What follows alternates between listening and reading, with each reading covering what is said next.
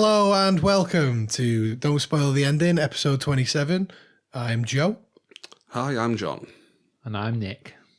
Me and John are a bit worse for wear this week. We should probably explain our absence last week. Yeah, we were both dying from man flu last week. Well, it wasn't so much man flu. It must have been something much worse. Worse than man flu? Yeah, death.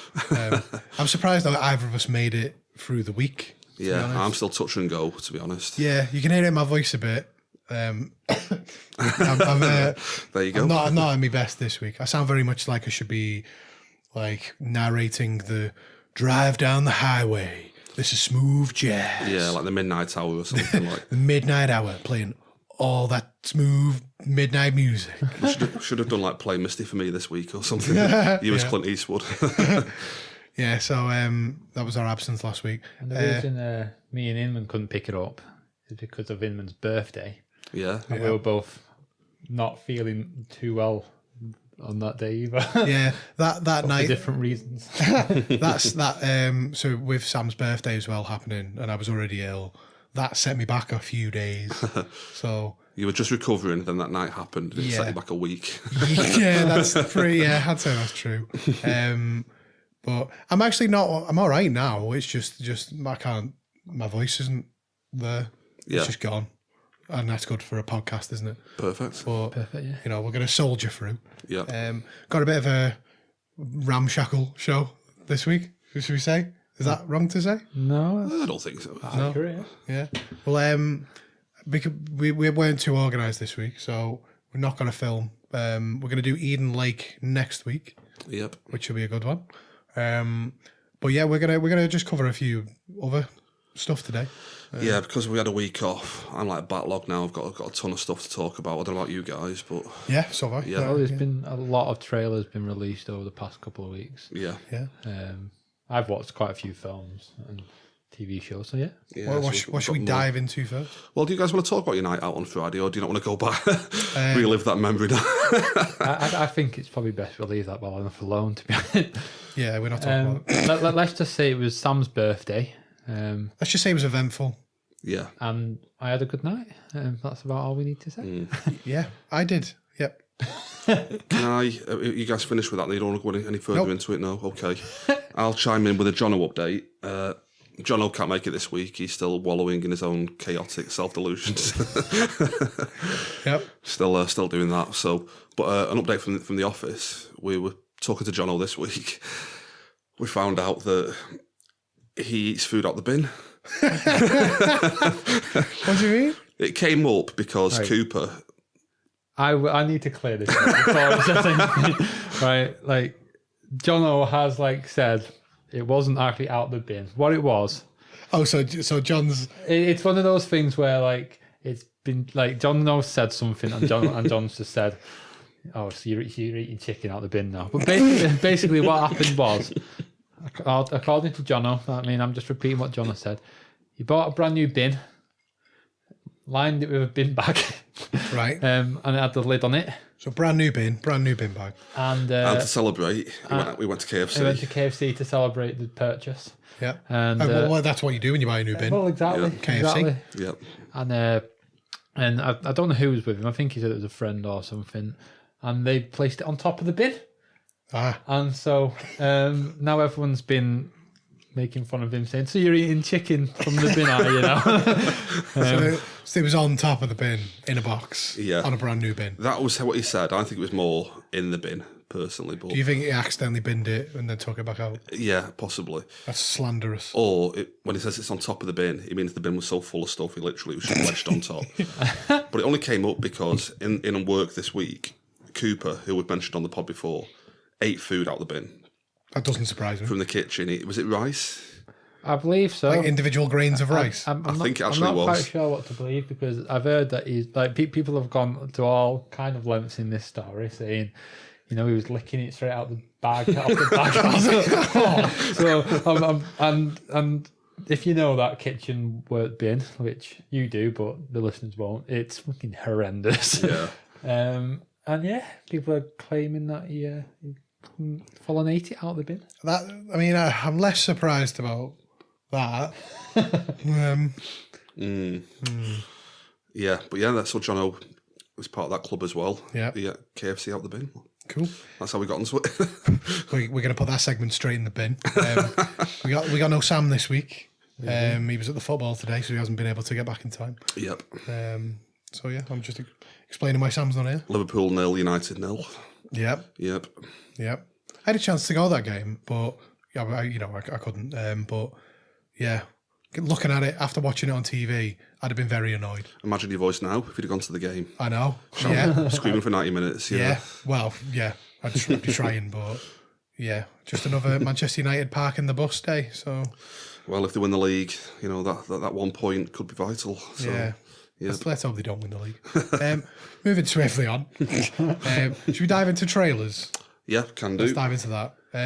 Should we cover the New Mutants first? This is I'm very interested in getting into that one. Yeah. Yes, this is the new X-Men film. The trailers took a very different... It's carved out its own sort of direction from the rest of the X-Men. It looks nothing like any other X-Men, does it? I think it's similar to how Logan kind of didn't look like an X-Men film. This really doesn't look like an X-Men film. Just looks like a horror film, doesn't it? Yeah. So it's got like the likes of Macy Williams in it. Yeah. So a few other names. And Anya Taylor-Joy, who was from Split and The Witch, she's like one of the mutants as well. Yeah. She's been great in everything I've seen her in. Yeah. I mean, my lack of appetite for a horror film is well known on this podcast. That did look interesting though. Like but it did look too horror. Like it was almost like a bog standard horror. Yeah, I thought that. Well, I thought like if it didn't have Marvel coming up at the beginning, I would have just thought it was another horror film. We watched it with your brother Luke, and he didn't even realise it was an X-Men film until like we told him. Yeah. That's it, yeah. And probably speaking too soon, but it looks a bit cheap as well, I think, like a cheap horror film kind of thing. Cheap American horror film. Yeah. Directed by Josh Boone, who did The Fault in Our Stars, which I've not seen, like a teen... I've seen rom-com. I'm not gonna lie, I is it? quite enjoyed that film. Yeah, it's directed by that guy. So they're going for that teen, like young adult feel, like Hunger Games or something. They're going to try and get that market. But I'd be interested to know whether it'll be like R-rated or not, or whether it will be actually for kids, like a horror film for kids. You know what I mean? No, I'm sure I read somewhere that it was going to get a higher rating. I don't know Like what Logan. it would. Yeah, maybe I don't know if it'll be an 18, but it's not going to be not a kids film. Well, they've obviously realised they're getting a lot of success with their R-rated films, aren't they? So they're trying to keep that up, I'm imagining. And I'm only guessing here. I don't know the X-Men lore from the comics, but I'm guessing this follows on from where Logan ended off with the New Mutants, the kids that were. Makes sense. Yeah, I imagine it's like a follow up to that kind of thing. So this going to be like another timeline? Well, not timeline, but like another in the future, time. Yep. So aren't they continuing with the other one with Fassbender and all that as well? I don't know. I think they are, but So I honestly don't know where that's up to. Continuing with that, they're getting this timeline following on from Logan. Yeah. What about the one with Patrick Stewart and all that? I think that's that dead in the finished water now. I think. Yeah. Yep. Okay. But yeah, looking forward to it. Yeah. Yep. Got on the subject of X-Men, Gambit is going to be out at some point in the next 2 years. Yeah. I've been looking forward to that since it got announced. I believe it's been announced for 2019, the beginning of 2019. Feb 2019. I think that's what it said, yeah. It's definitely got like the cast and the director down for it. It's just, I can't remember. I think, what's his name, sorry? Channing Tatum. Channing Tatum. I'm pretty sure he's been down for that role for years, hasn't he? Yeah. Well, I mean, Gambit turned up in the first Wolverine film. That's right. It was a bit shit in that, but... Was it Channing Tatum then? Taylor Kitsch, who's kind of like Channing Tatum. He's probably like another... Yeah. But I'm pretty sure like for years and years, like I think they were planning on doing that film like maybe this year or something. Yeah, originally, yeah. But like obviously it's been just pushed back. But yeah, I mean I know nothing about Gambit, but like fanboys love him, don't they? They think he's like one of the coolest characters and stuff. But from me as when I was younger watching the X-Men cartoon and stuff, I think Gambit was my favourite character from the X-Men. Like I was never a Wolverine. Never really a big fan. Jono's a Cyclops fan, as we all know. Oh yeah, of course, yep. What would you say your favourite X-Man is? Or woman? I'm going to go Magneto. That's a good choice. Yep. That's an hard one. I don't know. I'm not as into the X-Men as I am the rest of the Marvel universe. I think Magneto was probably the best Marvel villain of any of their franchises. Which iteration of it? Anyone, to be honest. Fassbender and Ian McKellen are both great. But, They were, yeah, I'd say they both held their own on it. you know, like the actual MCU, all of their villains for me are garbage. They are very 1D. Yeah, just like reflection of the MCU, really. Oh, is this one? It kind of is now, but like the old films are Doc Ock. From Guardians of the Galaxy 2, the Human Planet. Oh, Kurt Russell. Yeah. I love Kurt Russell, but that was the worst thing I've ever seen in my life. Well, it did one of those things. I hate when films do this. He only becomes the villain in the last third of the film. Yeah. And like, I don't know. You know all the way through something's got to be dodgy about, and do you know what I mean? And then in the last third, they're like, "Oh, shock, he's the bad guy," and it's like, yeah, it's not a shock. Everyone knew this. I don't like that kind of plot twist. Yeah, I didn't like that villain at all. Like I say, I'm a big fan of Kurt Russell, but Yeah. just didn't like that at all. Yeah, so the villains, I think, in the MCU are probably the weakest part of it, really. Yeah, definitely. Yeah, okay. We watched the trailer for the new Pacific Rim film. Yep. Pacific Rim You- Uprising. Uprising. I believe you've not seen the first one, or have you? I've not, but from watching that trailer, I'm quite interested to watch the first. See, I really like. I mean, there's people we know from like work and stuff who just don't like it at all. They hate the first one, but I really enjoyed Oh, it. that was Cassie, wasn't it? It was Cassie who an update on The Office. She's actually bloody left now. Hasn't Yeah, she? that was very sad. Very Pretty sad night, very yeah. sad day. Yep.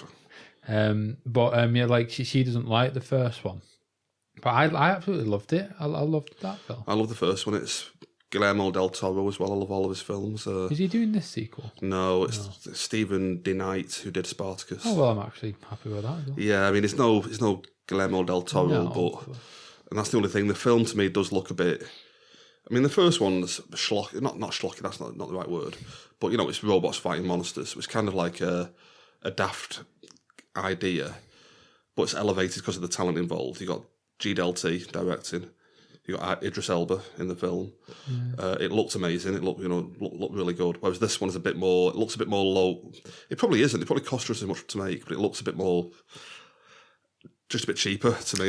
You made a comment that it looks a bit Power Ranger-y. Yeah, that's what I thought from the trailer. Yeah. The bit at the end where like I think it was the kaiju were like joining together to form this massive like Power Ranger Megazord at the end. I mean, let's not forget you actually really enjoyed the Power Rangers. Yeah, I do like Power Ranger. So yeah, I don't know what you meant by that. Yeah, I'd rather it not be Power Ranger. I'd rather it be more like the first Pacific Rim. But yeah, I get mixed on me because I'm sure it came out around the same time, but I keep thinking that Rihanna's in Pacific Rim. And the Battleship. Yeah. So that's obviously Battleship, but I'm sure they came out around the same time, and it was these two big, weird like films, and I heard Battleship was terrible, but I always for some reason think they're on about Pacific Rim. That's another film which people don't like, but I actually quite enjoyed Battleship. I love Battleship. Jeez, I'm in the wrong room. That could be a future pod film. Battleship. Yeah, with Pacific Rim, I'm quite interested to watch the first film. We've mentioned Neon Genesis Evangelion in the past. That looked very similar to that type of show. So it was the big mech suits. I know these are probably robots on Pacific Rim, aren't they? No, the big mech suits. Oh, just big mech suits. Giant, Yeah. like controlled by two little men. Yeah. So on Neon Genesis Evangelion, they've got mech suits that are about that size, and they're fighting these aliens that come from outer space. Obviously, I don't know where else they'd come from. But Oh well, these ones come from the water in Pacific Rim. Well, spoilers. specifically, Pacific Rim. It's the it's a giant crack in the ocean. They come It's not out. Intergalactic Rim. Well, it's another dimension, I suppose, but it's out It the is water. from a Though, different- Okay. yeah. Yeah. So Yeah. I like that show and I like the idea behind it. So I will give that film a watch. I think you'd like it. yeah. Yep. And it takes place. Well, supposedly it takes place within the King Kong Godzilla universe. That's true. Yeah, like a future timeline of that. Yeah. Just on that, you've reminded me of something there that, like, Pacific Rim is basically Transformers but good. Like, if you have talent involved with it, you'll end up with Pacific Rim. If you have no talent, you'll end up with Transformers. But this part 2 to me looks a bit more Transformery from that trailer than Pacific Rimmy. I feel like all of the giant mechs as well, like in the second ones, the trailer anyway, They look very colourful. They weren't like that in the first one, I don't Yeah, I think. thought that. Like, they look like Power Rangers. Yeah, like, they've put like all big bright colours and stuff on it. It's like, why? And in the first one, there was only like 3 actual mechs, and they were all battered and beat like to all shit, weren't they, rusty and stuff, weren't they? Yeah. Yeah, and I nearly spoiled the film for Joe. I'll stop there. All right. Yeah, Should we move on? yeah, Have we seen any other trailers we want to talk about? yeah. I've got one if that's okay. The Last Jedi trailer. I imagine you guys haven't watched it. But I've not heard have you of- watched it. Not heard of this. Yeah, it's a little franchise. Star Wars. Does it ring a bell? Don't know. Yeah, so it's Star Wars Episode 8, The Last Jedi. Trailer dropped on Monday night. Yeah, it looks good. Cheers. Yeah. So what's like? I know very little of Star Wars. Like I've seen most of the films, Yeah. but I don't really follow it. So what is this film? Sell it to me. It's the sequel to The Force Awakens. The Force Awakens was kind of like a sneaky reboot of Episode 4 from Star Wars. And my big fear for this one was it was going to be a sneaky reboot of The Empire Strikes Back, Episode 5. And I think it still is going to be pretty much that by the look of it. They've got attack walkers in it, like in Empire Strikes Back. You know, there's a load of, like, there's a Jedi training in this one, like there was in the Empire. So that's my big worry with it. They're just rebooting episode 5. But it does look, technically it looks great. A bit too much red for my liking. It's a very, very red trailer. But I mean, it looks good. You know, Yeah. I'm sure it will be good. What Star Wars film these days wouldn't look amazing though? Yeah, I know. Technically, it looks really good. Yeah, that's what I mean. Like technically, it's going to look great. Rogue One, I've got a few issues with Rogue One, but still, it looks pretty good though. Yeah. Let's be honest, whether you don't like the film or not, you will go and pay to watch it 12 times in the cinema. Yeah, probably. How many times did you see the last Star Wars in the cinema? I think it was only about 4 or something. Is this the... Which one was that? That was The Force Awakens. That one. Oh, so Rogue One. Rogue One. I think I only saw that 3 maybe. I'm going to tell you right here and now that you definitely watched The Force Awakens at least 8 times, John. I remember you saying you watched it 8 times. No, not after about a week. Not at the cinema. It was about 4 or 5 in the end. The Dark Knight Rises is still the record for that. Seven times I watched that. in the cinema. That's deserving of that. Yeah, great. Yep, loved that. But yeah, I'll watch it a few times definitely. But it's just hard to know what to even say about it at the moment because a lot of it feels like they're trying to trick people anyway. They're like, there's scenes in the trailer where Kylo Ren's saying something, then they show like Rey having a reaction shot. But I'm pretty sure in the actual film, those 2 scenes don't marry up whatsoever. They've just cut it together for the trailer to look a bit, a bit tricksy kind of thing. So yeah, I'm sure it'll make a bit of money as well. Probably it should do okay in the box office. Yeah. I can't see it bombing. Yeah, I don't think so. I think it'll make its money back. Yeah. I think Star Wars could release a 15-minute film and it could be absolute shite and it would still make millions upon millions. Yeah, well, I mean, we were talking to Ben in work the other day. Like, Ben is a big Star Wars fan as well, and mentioned the fact that in like 1998, in November 98, when the first Star Wars trailer for The Phantom Menace dropped and everyone was going mad about it, back then you couldn't really like watch films on the internet and everything, watch trailers on the internet. And people were paying to go and watch Meet Joe Black with Brad Pitt just because it was the only film to show the Star Wars trailer before it. And they'd watch the trailer and get up and leave. And Meet Joe Black made a lot more money than it should have done just because people were paying to watch the Star Wars trailer. That's a great little fact. Yeah. Little snippet there for the Star Wars special we'll be doing at some point. Yeah, I like that. Cool. Yep. All right, moving on. Louis Theroux has recently done a new show. Yeah, is it called Dark Towns? I keep on forgetting to get the actual name of it. Yeah, it's called that. The episode. Oh no, sorry, that's the series, Dark Towns, and it's, then like part 1 Heroin or something like that. Yeah. Dark. That was dark, wasn't it? Yeah, very dark. Yeah. Me and Nick have spoke about this in work, but the first woman you meet in the episode, who's like a 25-year-old woman called Colita or something, I got the impression that, I might be totally disparaging her here, but I think she liked the fact that she had a camera crew following around. Right. Do you get that impression at all? Almost like there's one bit where she sends her boyfriend into the other room and she's whispering to the camera saying like, oh, he got me hooked on drugs, he's controlling me through it. And it just feels like she knows what she's doing. Do you know what I mean? I didn't pick Do you not think so? I was the other way on that. Right. I mean, I don't know. Like literally, these guys had spoke about it in work before me watching it, So I don't know if I just picked up on that because of them talking about it, but I definitely got the impression that like, yeah, she wasn't being quite truthful. She was just trying to like big up a story for the camera kind of thing. Do you know what I mean by like? I think there's some kind of people where if they get contacted by Louis Theroux, immediately they're thinking, "This is my 5 minutes of fame. I can get on TV with this." Louis Theroux's not that big in America, though. I suppose not. He's but not. Like... just the idea of a camera crew following you around. You know what I mean? You think like, "Shit, this is my chance." You know, if I could be on like selling my story here. You know what I mean? Like, and I'm sure if I make it good enough, you know, I'm sure there's an element of that sometimes. I didn't pick up on that specific one because there's later on in the show he's talking to some guy and he basically square up asks him, have you ever sucked a dick for heroin? Yeah. And the guy's like, I've never sucked a dick for heroin, but I've had my dick sucked for heroin. It's like, how does that work? like, okay.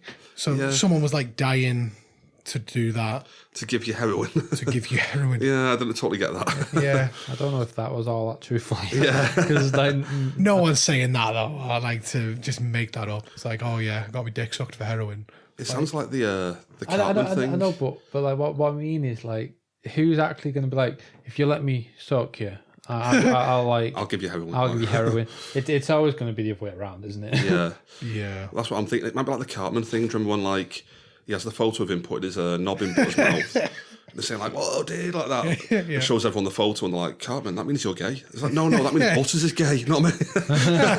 If he sucks my cock, I'm not gay. So he might have the same logic. Yeah, fair enough. Yeah.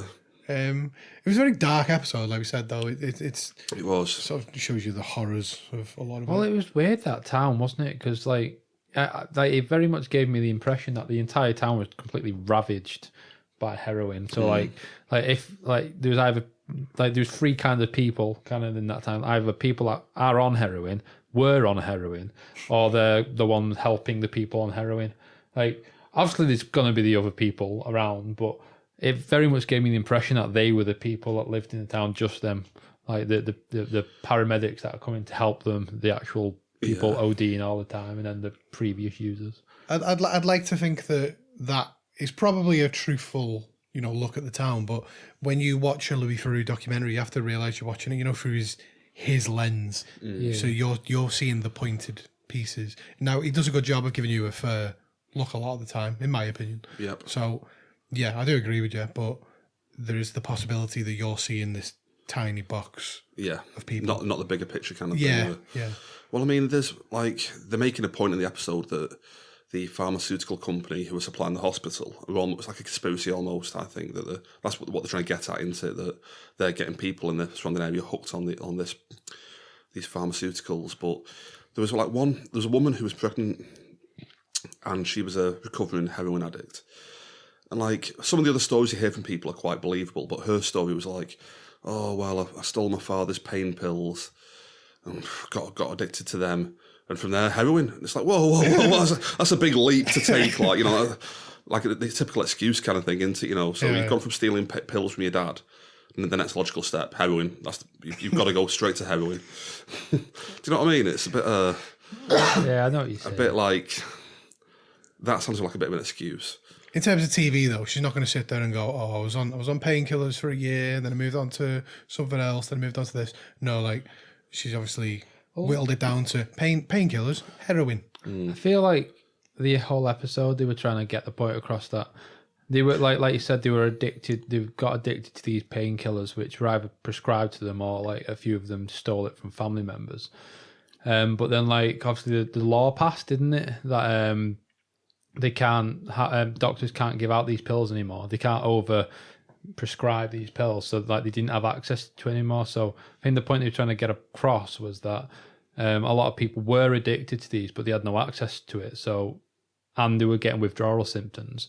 So the next logical step for them was to get heroin, which was a lot cheaper and more readily available than the pain pills. Yeah, that's what I seem to get from it. Anyway, I'm quite impressed with that Yeah. reeling off the fact. In terms of where it ranks against some of his other documentaries, I don't think it was one of his best ones. Yeah, I don't think it was one of the best ones. I mean, there was one guy in it I thought was quite good. Me and Nick have spoke to Ben at work about him. The guy with the massive curly hair like afro. Yeah. Living in the tent. Yeah. And he had that cool voice. I liked him because he like. Well, I say, but what I'm about to say isn't something you should like someone for. But basically, it was like he had a kid, at least he's 12 years old, and like he's asking him, like, so like, why are you doing? He's like, it's just so good in it, and it's like, well, you're not gonna like get yourself off it, and he's like, well, why would I ever want to do that? Because it's just so good. There's a quote from Russell Brand when he was hooked on heroin, and he said that heroin's like getting wrapped up in a really nice warm blanket and just going to sleep. And we're not saying do heroin. No, but that show almost had a way of making me thinking this sounds bloody good. Yeah. And just the fact he calls himself a heroin connoisseur. Yeah. and then that woman that walked out of his tent at the end. Yeah, that 20-year-old like grad student or whatever it was. Like, wow. Yeah. If I do heroin, is that what I can get? Yeah. But the other guy who's there trying to put people off is like, she won't look like that in 3 months. In 3 months, she'll have no teeth. She'll look terrible. Yeah, there's that there's that collection of pictures on the internet of basically it's people who've done like meth, and it's like before and after, and it'll say like picture 1, it's them, and then it says 12 months of meth, and they're a mess. And then there's people who are like 2 months of meth, and they look horrible. But there's one woman in the middle who basically says there's the original picture, and then it says 3 months later of meth, and she looks better. So basically, do it for 3 months, stop. Yeah. And that's the optimum cut-off point. Yeah, there's the only problem though. It's the stopping bit in it. Yeah. When it's a highly addictive drug like that, I mean, it's easier said than done. Yeah. Quitting. That's true. Yeah. I mean, so for the listeners, don't go out and smoke meth in order to look better after 3 months. Yeah. Yeah. Only if you're going to do it for exactly 3 months. And miraculously quit. Please do not take any of our advice about medical or pharmaceutical needs. Yeah.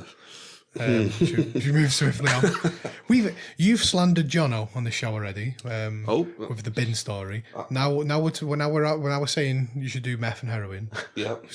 This isn't going well, is it? Good advice. The advice show. Okay, can we move on to The Apprentice? Yeah. Are you okay with that? Sounds good. Brilliant. I'll just do me, Alan Sugar. No, I can't even do it. Can't even do an Yeah, Alan Sugar. This is, you're fired. I can do the American one.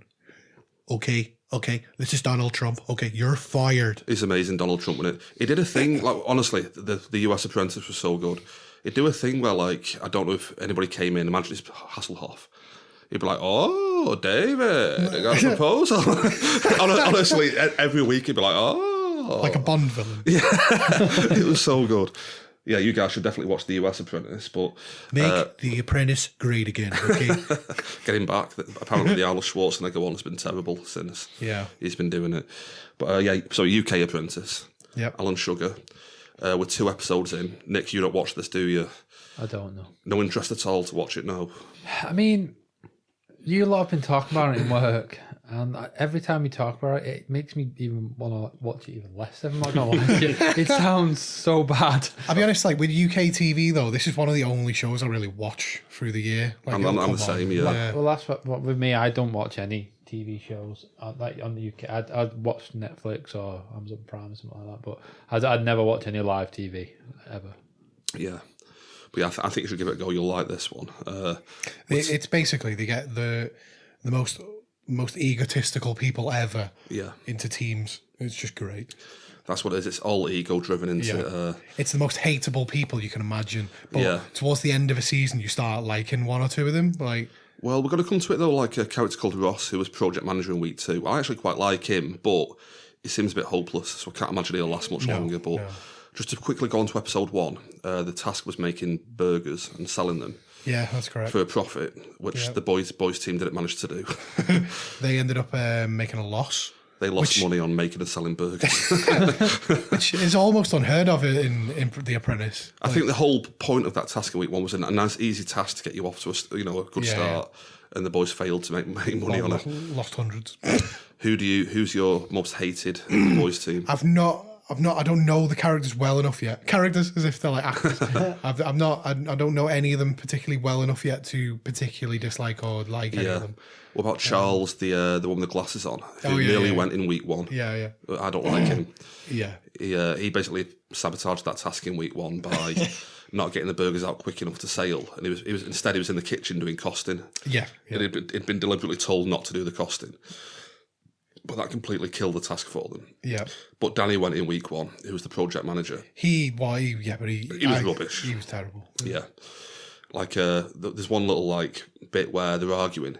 It's a proper boysy kind of argument where Charles is like, "Oh, well, I wouldn't want to work for your business because you probably wouldn't make any money." And it's like, I do okay actually for money, mate. I think you'll find I do okay for money. Like a proper ego-driven, just yeah. But he was rubbish when Danny. He went. Yeah. The women have won both the weeks up to now. The female team. There's there's a character in that team. I can't remember her name, but the one with glasses. Yeah, Elizabeth. Bit of a goofball. Goofball, definitely. Total goofball, to be honest. I hated her in week 1 as well, to be honest, where she called Siobhan Sinead and was just deliberately trying to annoy you, kind of thing. Yeah. So in episode 2 when she was measuring the room. Remember that at all? The task was decorating a luxury hotel room. Yeah, and they went for a golf theme. Yeah. So they bought golf themed wallpaper, which was just looked like a nightmare. Yeah. It wasn't as bad as the men's one. Well, I think the men's were almost onto a good idea until the Elliot brought yellow into it. Yeah. What? So basically, they were saying that the hotel's already yellow. We want this to be like a British themed room, so we're going to paint it instead of blue, red, and white like a Union Jack. We're going to paint it blue, red, and yellow. Like what? Yeah. And they were like, yeah, this is a British room. And when they were getting inspected, they were basically saying, yeah, this just looks like this is London themed. Like it's not a Britain. Yeah, it's not. It's more travel and London themed than Britain. It's typical. This the sort of tat you would see, a market stall just for the tourists. Yeah, definitely. That's the sort of thing. But you mentioned the woman measuring the rooms. Yeah, spending ages measuring everything. And there was a moment where she said to him, have you, they were taking the piss, going, have you measured the door? And she goes, and then she goes and measures the door. So the way she set it up, she was like, right, I have measured everything in this room. Is there anything else you need me to do? Have you measured the door? And she just walks off to go. But even though they'd measured everything, Nick, they still got the dimensions wrong. Yeah, that was completely balls that won it. As soon as the women lose a task, she'll be the first one to know that. I can see it. I don't know, because I think with The Apprentice, sometimes they keep some of the wacky characters around for a little longer. So last season, what was the Indian fella's name? From last year? Yeah. I don't know. I can't remember there was a guy he was insane. He was the most annoying person ever. But by about week 3 or 4, everyone kind of liked him because he'd built up this really strange character. Yeah, but he's got to a point where he does cameos and stuff these days because he's known as the wacky one from last year's Apprentice. Yeah. And they kept him around for a while, and then one day Alan Sugar was just like, do you know what, you're fired. Just go. Yeah, time to go. Yeah, but he didn't. It wasn't even, if I remember correctly, it wasn't even the right stage where they would normally fire someone. He was just like, right, your time's up, go. And he just fired him before the main firing section. Right, yeah, a double firing. Yeah, just got rid of him. But he was great. Yeah. Yeah, so I'm looking forward to the rest of this season. How do you feel about Jeff going in episode 2? Okay about it. I'm okay with it. Yeah. I think it was almost borderline racist, the way that, I think he was suggesting that when, he was asked to do the figures again. And the fact he refused to do it, I think he was thinking, look, just because I'm Asian doesn't mean I do the maths all the time. Do you know what I mean? That's why he was so, antsy about it. Yeah. But yeah, he was a bit rubbish though, wasn't he? Jeff? No, yeah. He could break dance. He mentioned that. Have they announced what the next episode is? Oh, they have, but I don't know. I can't remember what it it is. was, so. Yeah, but I usually, with The Apprentice, when it finishes, like the episode, I don't like to know what's coming up the next week. I'm the same. I'd rather not know. Like, yeah, Because, like, you see bits of him talking to people saying, oh, yeah, you've messed this up, you've messed this up. I know they'll edit it in a way where it doesn't show the person who's about to get fired or anything. But I kind of look at it from the other way. It's like, if I see a person there right before they say you're fired, I know that person's not getting fired. And I don't want to know if which you don't want to know the man. Yeah, exactly. Yeah, Yeah, I don't want to know who's in the boardroom for those segments. Yeah. So I try and just look away whilst all that's going on. yeah. Just a couple of quick predictions, if that's okay. I think James is going to win. He was in the boardroom this week and he survived. He was the guy who was leader of the sub team. Okay. I just think he talked his way out of it quite well, and I think he'll be one. I think he'll win it. It's my prediction to win it. I think Ross, who was the team leader, was quite good because he took blame for a lot of stuff. He said, "Yeah, that was my fault. I ballsed up on that." But it's kind of counterproductive to the point of like he was just taking blame for everything. It's like, yeah, you're shit. Stop taking blame for all this stuff. Like, no, I'll have a prediction for next week. I think I need a bit more time to settle with the characters in this show. Cool. Yeah. Cool. All right. Do we have any other TV stuff? Yeah. I've not, no. I just wanted to mention one I started watching on, which got released on Amazon Prime a few days ago. It's called Law. It was actually a podcast first. Obviously, we're a podcast, so it seems relevant. But basically, the podcast was kind of like, as you can imagine, like law, like weird law stories. It was Lore. Yeah, that one. Yeah. So yeah, like weird stories about like folklore and stuff like that. I've watched 2.5 episodes so far. It's weird. Like some of the weird. I think the first one was it was about some weird disease which took like Exeter, Rhode Island, and like people were like thinking that people were dead, alive. Sorry, like in the graves. Like when they were dead, but they were basically saying the spirit's living on them, which is why their skin's still like skin, not just rotted away and stuff. It was all right, but like when I heard about it, I mean it's Unilad, so like I don't know what to take from this story, but they were claiming it as like Amazon Prime's answer to Black Mirror. So I was dead excited for it. I was like, this is dead good. This is going to be good, but it's not. It's not that at all. It's literally what I imagine. It might not be, but there's a guy doing a voiceover, so I imagine it's like the guy from the podcast still just talking, and then they've just kind of got images over it, kind of thing. Right. It's good. I enjoyed it. I've been enjoying it, and I will continue to watch it. There's 6 episodes out so far, so I will watch the rest of them. But yeah, it's yeah.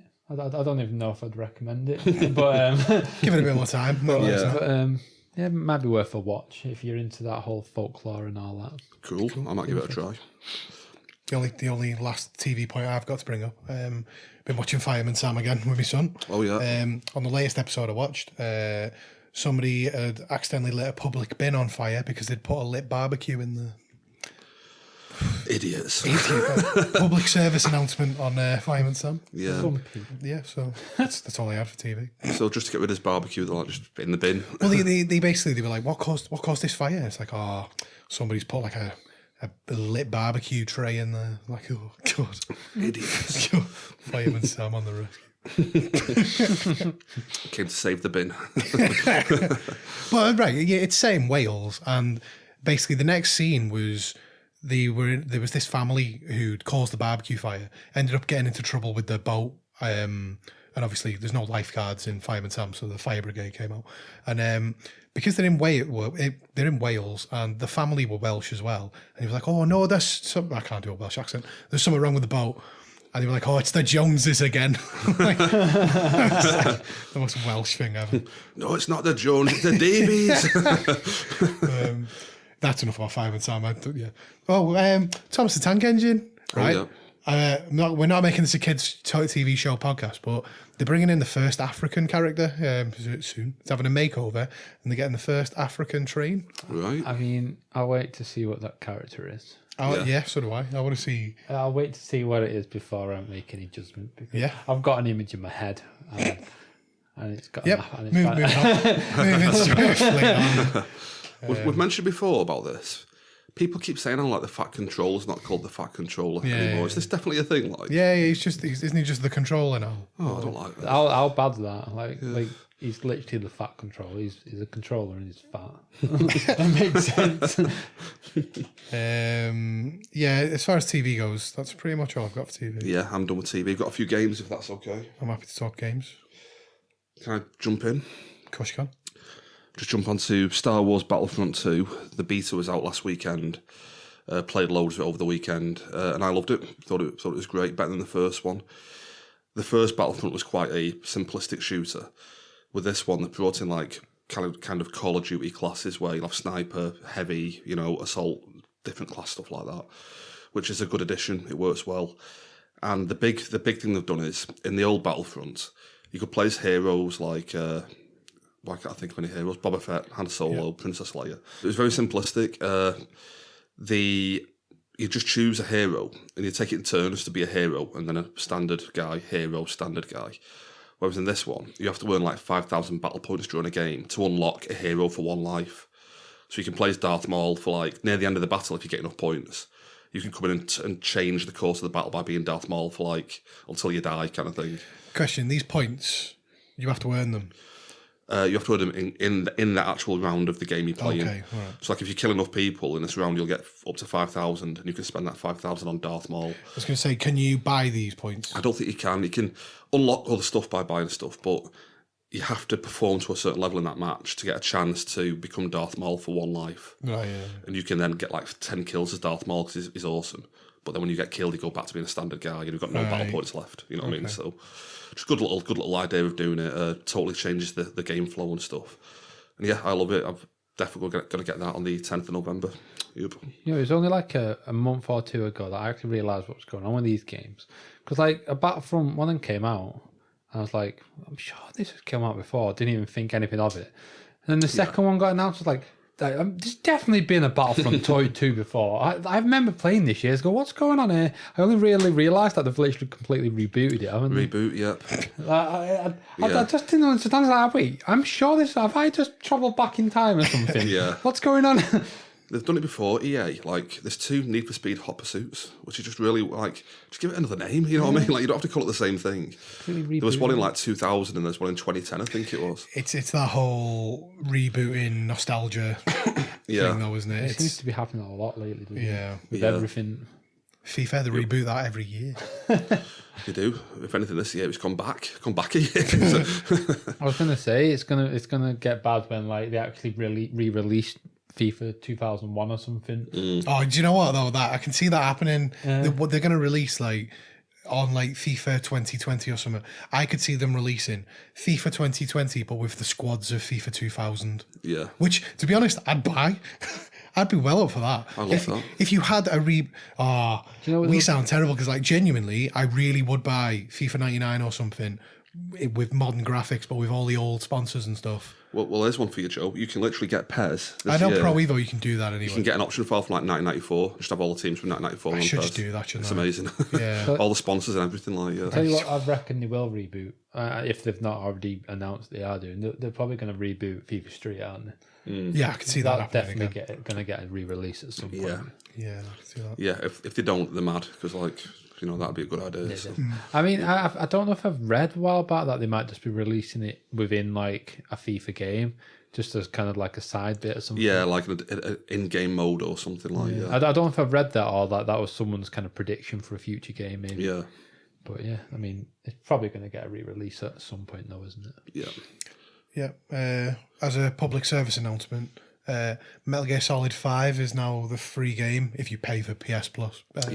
It's now the free game, which is such an insane game to be given away for free because that is one of the best games on the PlayStation 4.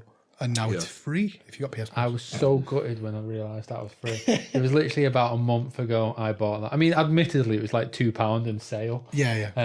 But I was just like, are you joking? I've literally just bought that game. That's honestly, I'm not messing. I've spoke about it on the podcast before, but that is one of the best games on the PlayStation 4. It's mechanically, it might be the best game ever made. In some time zone, it's the best mechanical game ever. It's not the best Metal Gear because the story's not as good, but the way that it works is just it's just amazing. Yeah, groundbreaking, I would say. The game that got Kojima fired as well once. Well, yeah. Well, I don't know if he left or he was fired. We've had this argument before. Yeah, we have. I can't wait for Kojima's new game. That one with Daryl. Yeah, Norman Reedus. I can't remember. I don't know what it's called now. It's even got a name. I can't remember. Because it was basically PT at one point, wasn't it? Then it kind of morphed into something else. Well, it was PT, but then I think PT ended up dropping off a cliff, and they ended up he obviously likes starting again, kind of thing. He likes Norman Reedus, so Yeah, he made a weird trailer for that. I was going to say, I don't remember. Has anything else been announced apart from that weird trailer where he was like holding a baby or something? I don't think so. Is that all it's been? Yeah, I'd have to go and research, but I think that's all that ever came out. That's the only major news that came out anyway. But I can't wait for that because that'll be if he's kept the same sort of mechanical ideas from that last Metal Gear, but with some really weird new story. Like I can't wait for that. I'm not expecting Norman Reedus to be like choking guys out and stuff like that. But if the way like that game works in such an amazing game mechanics kind of way, yeah, that if you can use even part of that for his new game, it's gonna be a 10 out of 10 game. Mm. Yeah, I'll have to look into that for next week. Maybe try and get the latest on that. Should do, definitely.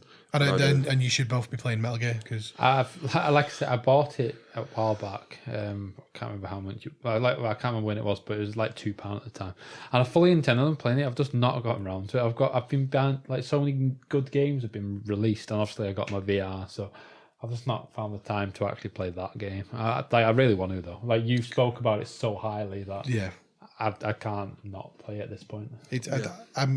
I don't know when I'll do it, but I want to get my top 10 games list ever. I want to see what's on it. I'm guessing that'll be like number one. No, it won't even be number one. Final Fantasy 9 will be number one. I thought you were going to say that farming one was number one. Stardew Valley. I think Metal Gear 5 probably would make it into my top 10, but I'm going to go away and think about that. I'm going to come back to it. All right, other games. Oh, I've just got one a game called Oxenfree. It's free on Xbox Live this month, but it's only like £5 on a sale on PS4. Oh, right. But it's great. I think you guys in particular would love it. It's a bit like Life is Strange, but it's like a 2.5D platformer without any platform, and it's just like a story-driven game kind of thing. And you're a girl with blue hair, like Life is Strange. And you and your high school buddies are turning up to a beach. You're getting like a ferry to a beach to have like a late-night party on the beach. And while you're there, you've got like a radio on you, and you're getting these weird like signals coming through on the radio, and it leads you to a nearby cave, and just loads of them, like a bit Twin Peaks-ish, a bit like X-Files-ish kind of thing. But it's like almost like a horror game in some aspects. But you know what? I'm very close to finishing it now, and it's so similar to the new Twin Peaks. It blows my mind. Like it came out before the new series of Twin Peaks. But the finale, I mean, you know what I'm talking about. The finale of that is so similar to where this is heading, isn't it? No spoilers. Yeah, I'm only halfway through. But it's so similar to where this is heading. It's weird because it's Twin Peaksy all the way through kind of thing. But yeah, you guys have got to check it out. It's is that available on PlayStation as well? Or? Only on sale for £5 on PlayStation. I'll have a look at that. And I guarantee you'll both love it. It's just all like dialogue driven. You know, you're learning about people. Interacting with your friends, but then like this whole weird alien subplot to it, which is great. I like it. Yep. You mentioned Life is Strange.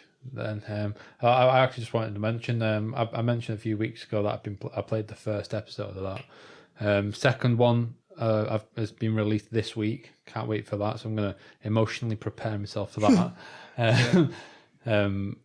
I've got no spoilers, so I wouldn't worry about anything like that. But I loved the original Life is Strange. That original Life is Strange might be in my top 10. I think that's probably one of my top 5 games, to be honest. So I remember loving the first episode of this, so I can't wait for this second one. Though. Yeah. That'd be great. I might jump on that myself as well. Give that a go. I mean, I think, Joe, you're waiting for them all to be released, aren't you? So you can just buy the pack kind of thing. Yeah, I mean, I wasn't too sold on the idea of having a prequel for Life is Strange anyway, because that story for me was good enough that they didn't need to do a prequel. But if I'm right in saying they're doing a Life is Strange 2, I believe so. and this is kind of like the stopgap, because I didn't just buy Life is Strange like digitally. I bought the actual disc version as well, because you get the soundtrack and all sorts of other stuff with it. That's how much I loved that game. I bought the extra special pack for it. But yeah, the prequel, whilst I will play it, I'm more looking forward to Life is Strange 2 whenever that's going to come out. I mean, I like this because it's kind of another little like injection into that kind of story kind of thing. You kind of find back. Whereas Life is Strange 2, as far as I'm aware, it's going in a completely different direction, isn't it? So like, I have to get invested in new characters and a new storyline. But this one, I'm basically, what's her name? Is it Chloe, the friend? Yeah, Chloe. You're basically Chloe, and you're doing what she does before Max, I think her name is. Comes into it. Is it still in Arcadia Bay? Yeah. So like you'll find yourself like in the high school again. Or you'll find yourself in that junkyard or something. I think that's why I'd want to play it. I'd like to go back to that place because. But there's like characters that were mentioned in the original game, which were in the original game. But you're like, cool, that's her, isn't it? You know what I mean? It's good. I would recommend it. I mean, and I know you're going to play it, but I would recommend you definitely. Yeah, I think I will. Yeah, definitely. Awesome. Cool. Any more games? Or? No, I'm done. I mean, I just want to mention, like, Shadow of War, is it called? Yeah. That's been released, like, just last week, hasn't it? I played the first one of that. Yeah, I played Shadow of Mordor, yeah. Shadow of Mordor. I love that game. This one's supposed to have, like, improved on that first game. It's meant to be better, yeah. I never finished Shadow of Mordor, but apparently the ending's dreadful for it. Yeah, I completed it myself. I never got the trophies on it or anything. All the trophies, anyway. But I loved that, and I basically can't wait to buy this one now. The big thing with this one is the game developers themselves are saying that we understand the ending was shit for Shadow of Mordor. This one's good, you know, like we made this one good kind of thing. Yeah. Yeah. Like I say, I can't wait to play this game. I'm going to buy it like as soon as I can, to be honest. Yep. Cool. Should we move on to films? On to films. Do you want to mention the Weinsteins first? Are we on shaky ground here? As long as you say the word allegedly after whatever Right. you're going to say, then you're safe. Harvey Weinstein allegedly is a sexual predator. Yeah, allegedly. Yeah. I know you said it, but we're saying it again. Allegedly. So Harvey Weinstein, what is his name? Weinstein. Weinstein, All right. yeah. Who is he first? Give us a background. Him and his brother are part of the Weinstein brothers, and I believe, do they own Miramax? Yep. Is that right? Yeah, I think so. The film studio, and they're behind, like, the biggest one's Pulp Fiction. That's like they're involved with all the Tarantino films. They're like producers, aren't they, more than anything else? Yeah. Just producers. And I think Dimension Films are like an offshoot of that as well. They did like the Scream films and stuff like that. They've done like Shakespeare in Love. That was like a big Oscar winner. The English Patient, I'm sure that won Oscars as well. But for me, Pulp Fiction's the big one that they were behind, kind of thing. And yeah, Harvey Weinstein, the old dog, is a allegedly. Allegedly, he is a sexual offender. Yeah. I mean, we were saying before, I was looking into the actual story, trying to get specifics of what he's actually done. And I didn't know where to start. I did the same in preparation for the show this week, and I can't find like the first thread. It just sort of like if you Google that name, there's a new story every like half an hour. Literally, I Googled it half an hour earlier. Bob Weinstein called his brother depraved. It's like, I Googled it as well, like probably just before you Googled that, and it was like TV news anchor says that Weinstein had in a restaurant corridor. I'm like, what? There's no end. Like once you go Googling that, there's no you can be there forever. It's been like a weird new like Google drinking game. Like take a shot and Google Harvey Weinstein, see what comes up this time. If you go on it literally like there's a new story like every sort of few minutes. Yeah. But yeah, when his own brother Bob, he's been fired from his own company that he started, and his brother Bob's come out and said, yeah, he's a depraved individual, allegedly. But like they've said, haven't they, that like it was an open secret in Hollywood that he was like this, and the idea, what I think is going to happen is the sort of predatory older, men like trying to exert their influence for their own gratification. Yeah. I think he's the first name to come out of many. I think you're going to see some big names come out in Hollywood that are going to... Yeah. There's already been a few other things that have people that have popped up, like Ben Affleck. Yeah. He's been named and shamed. I mean... His wasn't as bad, like... There was one particular thing, like, people said, I've seen this interview, this woman's, like, on his lap and he's touching her up and all this stuff, and she looks intoxicated and all this stuff. But then she's come out and she said, like, no, right, we did this about 50 times. This is like an interview where, like, we had it planned out. After it happened, like, I got off, he was very respectful, and she's like, no, he was very respectful. Shut up. Yeah. Essentially. And now he's in rehab. Since all this happened, an old video of Jason Momoa, who was Khal Drogo, or he's now Aquaman, where he was at Comic-Con for Game of Thrones, and he's basically talking like, I love sci-fi fantasy shows because I love them because I love the fans and I get to rape beautiful women. But he was clearly talking about in Game of Thrones. He was clearly talking about it, but that's now resurfaced, and I was like, look at this dog and all. He's a dirty bastard and all. I'd say, like, with like the likes of that one, that's obviously going to get taken out of context now. I mean, obviously he like don't say it. Like, obviously, like he had a really poor choice of words. Yeah. Obviously, but people don't need to just take that so literally. He was clearly trying to have a joke. About the fact that his character in Game of Thrones had done exactly that. Yep. But like because of all this now, it's like you say, it's going to bring loads of people out going, look, this guy's doing it, this guy's doing it. I think you mentioned today that like an old video of... Yeah, an interview from 1998 has popped up now with Gwyneth Paltrow on the David Letterman show. And she's basically telling Letterman that Harvey Weinstein is the kind of man who coerces you into doing things. But she just won the Oscar for Shakespeare in Love, so she's saying it in a kind of jovial manner, like, yeah, he can coerce you into doing a lot, to be honest. And people are now like how like you get tried on social media nowadays. Yeah. Like social media's like, look, Gwyneth Paltrow's calling him out 20 years ago. Yeah, and it's like, well, maybe not. Maybe she's just having a bit of a joke, but allegedly. Yeah, I don't know how much of this I'm going to bleep a lot of this. I think. But like all the jokes that have been made, like Seth MacFarlane made a joke at the Oscars a few years ago.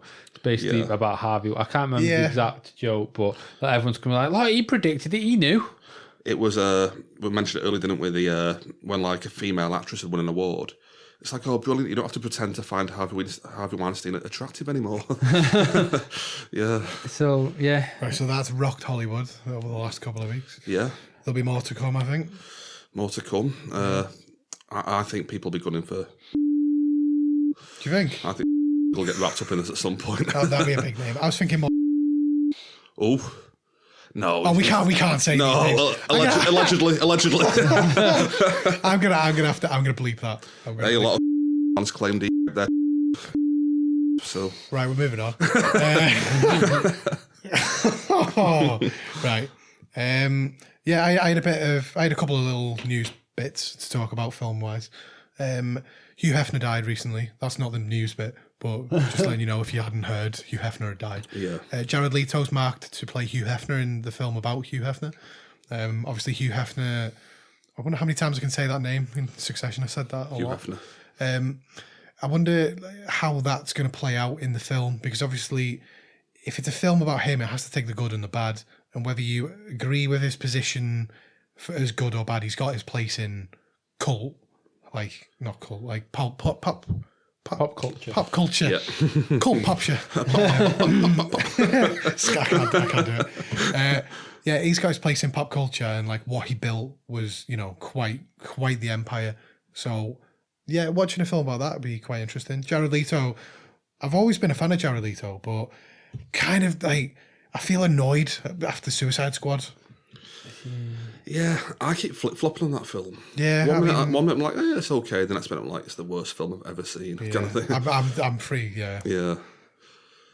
So I'm interested to see what it would look like. That film. I'm guessing it's going to be him starting it up. It's not going to be 85-year-old Hefner like shagging 20-year-old birds. I don't know. No, what I'm saying is I'm guessing that's not what Jared Leto will be portraying. I bet he'll end up like that. Old man makeup. Do you reckon? They like that nowadays, don't Jared they? Leto likes dressing up like Jared that. Leto, yeah. Well, I believe in the story of Hefner, where he was actually just married, just in a normal relationship. Then one day he was just kind of like, something. I want someone younger, and then he basically just started the Playboy. Obviously, it's a bit more than that. He didn't just go like, let's start a mansion so I can have sex with 20-year-olds. Yeah. But it was like somewhat happily married or something, wasn't he? Yeah. Yeah. But yeah, I'm interested to see how that film plays out. Cool. And Jared Leto's in Blade Runner that I'm watching tomorrow, so that should be I need to watch the original before I watch that, but I've heard great things about the new one. I have, yep. So, can't wait. I can't wait to watch that. Yep. My other news bit was just that the Bradley Cooper has apparently been asked to play Vince McMahon in the film about Vince McMahon's life. Yeah. It's a film that's going to be titled Pandemonium, which is probably a fair title for a film about Vince McMahon. Apparently he wanted to see the new script rights for it because there's been a few different rewrites of the script which haven't been completely true to the source sort of material. Well, according to Vince McMahon, that's true. Apparently there was a lot of stuff in there that was a bit dodgy that the McMahons didn't want in there, which apparently wasn't true anyway, some of it. But WWE Films are now involved with the film, so there's much more chance of it happening. Bradley Cooper, if he likes the script, sounds like he's going to do it. I got that from PW Insider. That's my source on that. He would do it if he liked the script. But my worry is that if WWE Films are now on it, you're going to get the WWE propaganda machine, where it's just going to be all good, like great, and it's all lovely. When in actual fact, there's so much darkness to the background of it, where Vince McMahon Sr., which is Vince McMahon's dad, basically swallowed up the entire American wrestling scene into this big corporate thing. So, he did a lot for wrestling, but he was the death of like that old scene. Yeah, he took away all the competition kind of thing. Yeah, he pretty much got rid of the competition completely. Yeah. Which is quite, like, he did that and then his son Vince took over and did the same on a bigger scale as well. So I'm interested to watch the film. I'm interested to see what Bradley Cooper would be like. I think he'd do a good job of doing a Vince McMahon. Well, like you mentioned, if it is WWE Films doing it, I'm looking forward to seeing how Vince cures cancer in this film. This will be quite interesting. 15-minute scene of him finding the cure for cancer. But one thing I am genuinely interested in is, will the Montreal Screwjob, is that what it's called? Would that be like the pinnacle of the film, like the centerpiece kind of thing? I don't know. Like a big dramatic version of that. Do you know what I mean? It could be, but it would depend on where they want to go with it. It's whether it's going to end when he takes over the wrestling, because obviously it's a very carny thing, like, it's old carnival stuff. Yeah. And, he was a commentator for a while. How far are they going to go? I mean, he was only on TV a couple of months ago, so how far are they going to go up to? I could picture it being like a kind of Steve Jobs thing where, they split into like 3 sections or something. Ah, right. Yeah. Just something like the start of WWE, the Montreal Screwjob, and then like current day WWE, stuff like that or something. I can almost see where they'll do the film up to his sort of actual retirement where he leaves, and that's his job done. Yeah. But I can imagine him announcing his retirement on the eve of the premiere of the film, because he's a showman. He knows how to generate maximum publicity. And if he announced his retirement and then his film came out about him, like in the build up or around the same time, that's the maximum he can get from that. And that's, business wise, that'd be the perfect time to do that. Definitely. And so the film might end with him retiring, but also in real life he'd retire as well. At the same time. Which I'd quite like the idea of somebody doing a real life thing in a film that they've already filmed. Yeah. I'd love that. A biopic has already filmed something that's not happened in real life yet. Yeah. It's got to happen when the film releases. I love that. Yeah. Like, the end of the film is him doing the film. Yeah, that's good. Life imitates art. Yeah. God, that'd be great. So yeah, they were the only film bits I had this week. I've got one film, Nick. Do you mind if I jump into that first? Go for it. Dead quick. Pirates of the Caribbean, Dead Men Tell No Tales, or Salazar's Revenge, whatever you want to call it. Yep, shite. There's an okay like bank job at the start, you know, when they robbed that bank. That was okay. A couple of funny bits in it that made me laugh, you know, where they tricked that one guy into being the captain. Yeah. And they're like, "You're captain." And I was like, "Oh, brilliant!" Yeah. Then it just cuts from getting beat up by someone. Yeah. That was quite funny, but yeah, shit. CGI, It's not a great garbage. film, is it? Yeah, 2 out of 5. It's like that. I remember the big thing being that Orlando Bloom's back kind of thing. Oh, I did like the Keira Knightley bit. That's a spoiler. But the big thing was that like Orlando Bloom would be in the film, and like he is, but for about 1 minute. Yeah. Throughout the entire 2 film. scenes, like Yeah, like 30 seconds each kind of thing. Yeah. Like I guess that's all they could afford of Orlando Bloom these days, but like he wasn't in it for very long at all. Yeah, Keira Knightley, that was okay, but shit, 2 out of 5. Oops. Shit, 2 out of 5. Yep. 2 out of 5 is like, you know, below average, but 1 out of 5 would be shit, wouldn't it? 1 out of 5 is like absolute Dire, scraping the barrel kind of thing. Yeah. Oh, okay. So he scrapes a 2. Yeah. Okay. Yep. You got anything, Nick? Yeah, I've watched a few films over the past week. They're all old ones, but with it being October, I've been watching horror films. It's Friday the 13th this last week. Was? As It well. was, yeah. Shocktober, did you mean? Did you mean hashtag sober October? No, I didn't mean either.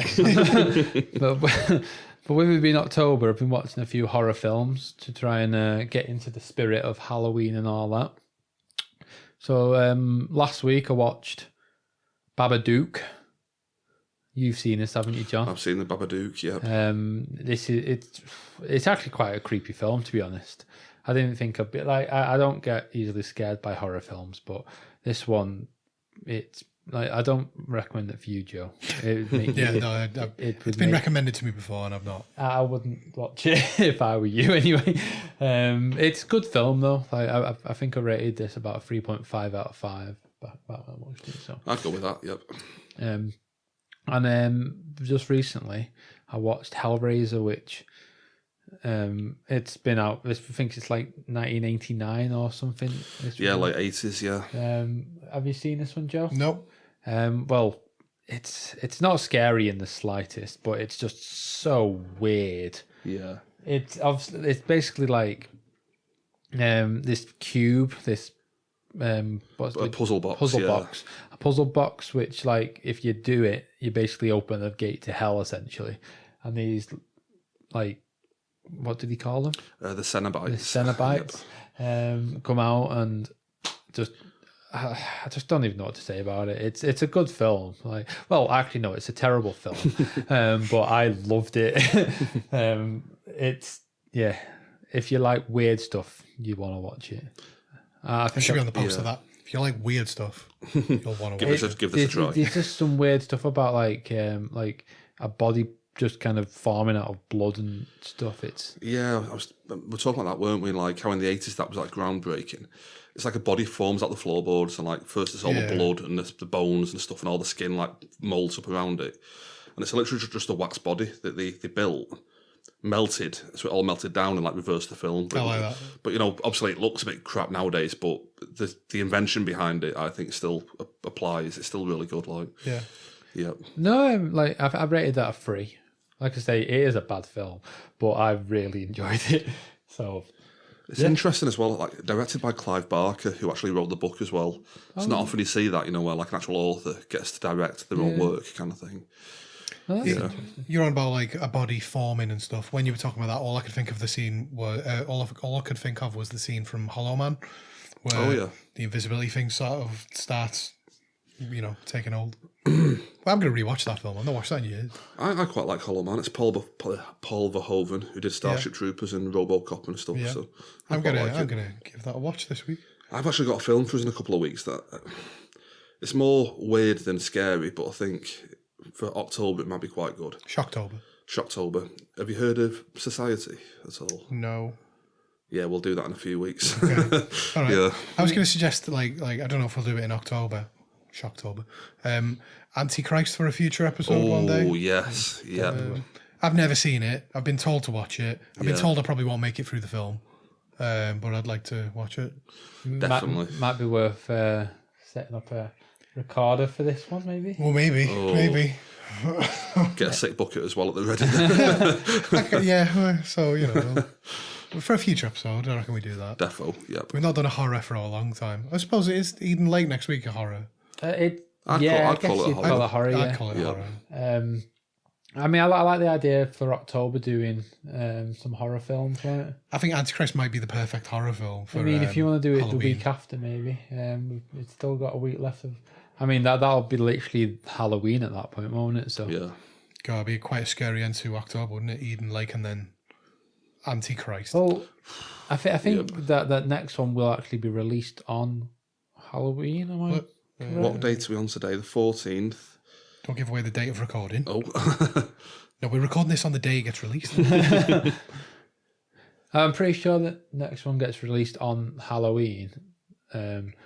So, like, a nice Antichrist would be a good one to release on that day, I would think. Yep. So this show goes up on the 17th. Then Eden Lake will come out on the 24th. Antichrist would come out on the 31st of October. That's what I'm thinking. Right, Sorry, yeah. nice one. So we could do that. Perfect. Yeah. Yep, sounds good. All right. Do we have any film stuff? Or I'm done. I'm done for the week. I'm also. Cool. I think this went all right without a main film. So we were very organised and we've been unwell, but we've managed to scramble. Yeah, got through it. Yeah, it's been good. Yeah. Yep. Cool. Nick, do you want to give the social media away? We can be found on Twitter at DST Podcast. We're also on Instagram at Don't Spoil the Ending. We're on Facebook on facebook.com/DST Podcast, or just go, in the search bar type in Don't Spoil the Ending Podcast and you'll find us. I personally am on Twitter at DST Nick. I'm on Twitter at it's Joe, YEHITSJOE. Yeah. Because people get funny about the spelling of because it could be YEAH. I feel like Could be. I feel that was just me at one time. Was it? Since you said that, I've had to spell it out every week. I have noticed. YEH. Yeah. Yeah. Yeah. It's Joe. Yeah. I'm at Taylor1980. And you can email us at don'tspoiltheending@gmail.com as well. Love to get a few emails. So, yeah. Cool. All right. Awesome. Thanks, guys. I've enjoyed the show this week. Yeah, man. Yep. All right. Cheers for listening. Thanks for listening. Cheers. We'll speak to you again next week. Cheers. Cheers. Bye. Goodbye. Bye.